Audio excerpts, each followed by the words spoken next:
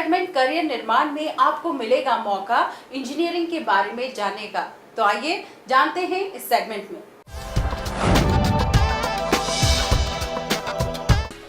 भारत को नए education hub की तरह देखा जा रहा है।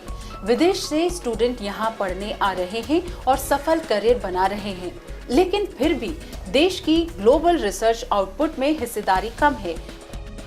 एक रिपोर्ट के मुताबिक 2010 में वैश्विक अनुसंधान उत्पादन यानी ग्लोबल रिसर्च आउटपुट का 3.5% भारत में हुआ था। अधिकांश विषयों में वैश्विक अनुसंधान उत्पादन में भारत की हिस्सेदारी औसत गणना से काफी कम थी।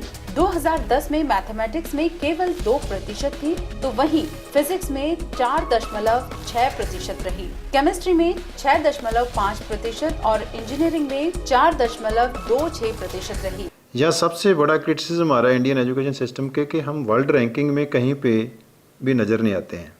हमारी कोई पोजीशन नहीं है, चाहे आईटी की बात कर लें, चाहे किसी और यूनिवर्सिटी की बात कर लें।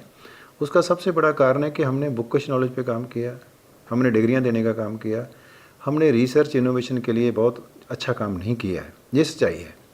जितनी रिसर्च इंडिया में हो रही है वो हो भी रही हो तो पेपरों में हो रही है, पीएचडी डिग्रियाँ दी जा रही हैं, लोग पेपर पब्लिश कर रहे हैं, लेकिन उसकी मार्केट में एप्लीकेशन कोई नहीं है। सोसाइटी को उसका बेनिफिट है या नहीं है उसके बारे में बहुत ज़्यादा हमारे पास कोई अच्छा एविडेंस नहीं है। तो वर्ल्ड वाइड जितना भी एजुकेशन के स्टैंडर्ड हैं या सोसाइटी को लीड करती हैं यूनिवर्सिटीज़, यहाँ पे यूनिवर्सिटी लीड नहीं कर रही हैं, नई इनोवेशंस नहीं आ रही, नई रिसर्च नहीं हो रही।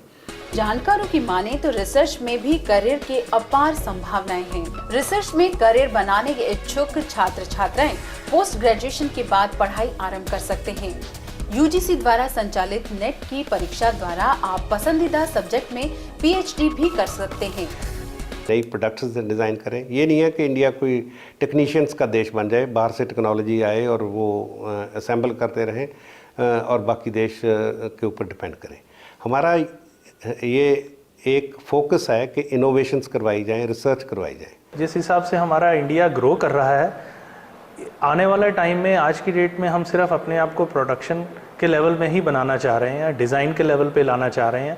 उस लेवल पे अगर हम देखा जाए तो हमारे आने वाले स्टूडेंट्स डेफिनेटली आने वाले 5-10 सालों में क्रांति लाएंगे। जो आज की डेट में सिर्फ आईटी युग ही हम इंडिया में मानते थे, अब हम उसको मैन्युफैक्चरिंग युग के हिसाब से बना रहे हैं। रिसर्च हर विषय में की जा सकती है। इसके लिए बस आवश्यक है मास्टर्स में 55% प्राप्त करना। इंजीनियरिंग की पढ़ाई कर रहे छात्र छात्राएं रिसर्च का क्षेत्र अपनाकर साइंटिस्ट तक बन सकते हैं।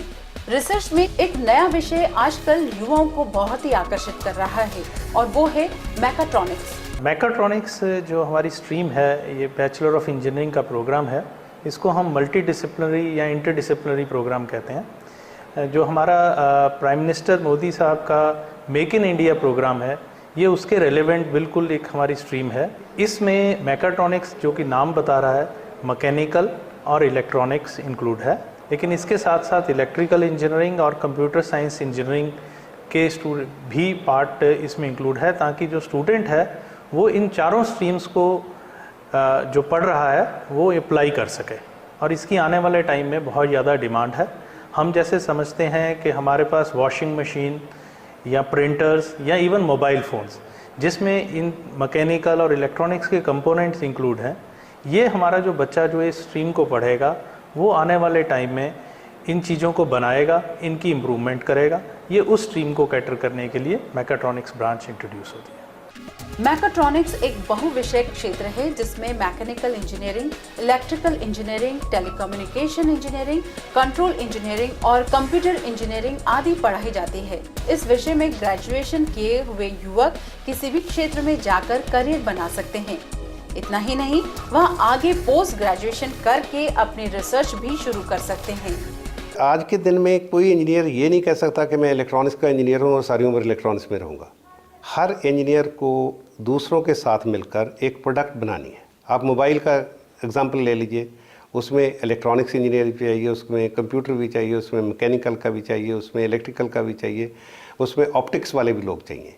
जब तक ये लोग एक दूसरे को समझ नहीं लेते, एक दूसरे की अंडरस्टैंडिंग नहीं होती, तो ये पूरा प्रोडक्ट डिज़ाइन नहीं हो सकता। तो ये मैकाट्रॉनिक्स इस डायरेक्शन में एक हमारी एफर्ट है कि जो इंटीग्रेटेड नॉलेज है प्रोडक्ट डिज़ाइन की, ऑटोमेशन की। अगर आप आज की डेट में देखें तो स्टैंड अलोन कुछ नहीं है, हम डिपेंडेंट हैं। हम अगर घड़ी देखते हैं तो घड़ी में मैकेनिकल भी है, इलेक्ट्रॉनिक्स भी है। सो आने वाले अगर हम अप्रोच से देख रहे हैं, मैन्युफैक्चरिंग के अप्रोच से देख रहे हैं, तो उसमें ये डेफिनेटली जो हमारी मैकाट्रॉनिक्स ब्रांच है ये क्रांति लाएगी। रिसर्च में करियर बनाने के इच्छुक छात्र ग्रेजुएशन के बाद पोस्ट ग्रेजुएशन की डिग्री प्राप्त करके नेट या गेट के लिए तैयारी कर सकते हैं।